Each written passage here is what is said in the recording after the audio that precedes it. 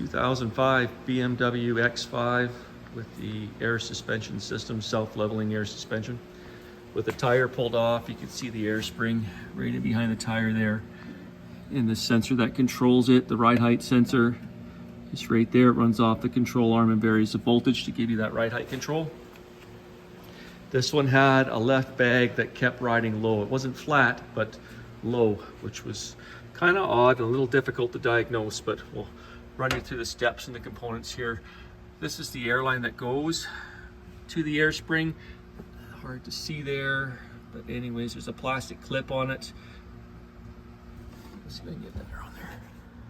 There we go. You squeeze those two tabs together and it'll release the plastic clip, and you can push down and pull that line back up and it releases the air pressure.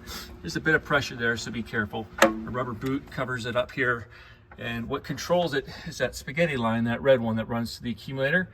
And there's one on the left. You see it's blue there, and it comes to a manifold. Come back out a little bit. There's the manifold. So for this one, when I was commanding it with the scanner for the compressor to work, it was only getting air supply through the blue one, which was supplying the right. Left side, the red one, no air supply, which was kind of odd. So I went back to the compressor, and there's a solenoid pack here that controls it off the compressor for left and right. So I pulled these harnesses off. There's just little clips that hold them on there. And I swapped them around and gave the command, so I knew I had good wiring. And it was the same thing. We're only getting command on the right side. Left side will not power up. So we have an issue with a solenoid pack on this one, but I was still concerned about the integrity of that air spring, if it was leaking or not. So what you can do in this case, if this is happening like this, just swap your air lines around like that, power it up, and see if your air system will hold. So in this one, I got to keep this straight here.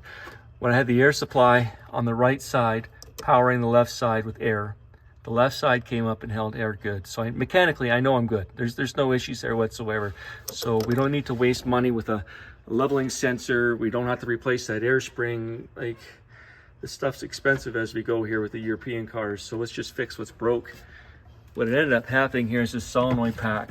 This is the issue for the car. So just trying to help you diagnose the system and see how it all works. We've got the compressor, a solenoid pack with controllers, the manifold there for left and right. It runs over to an accumulator, to the air spring, and you know the rest there. So hopefully this helps you out.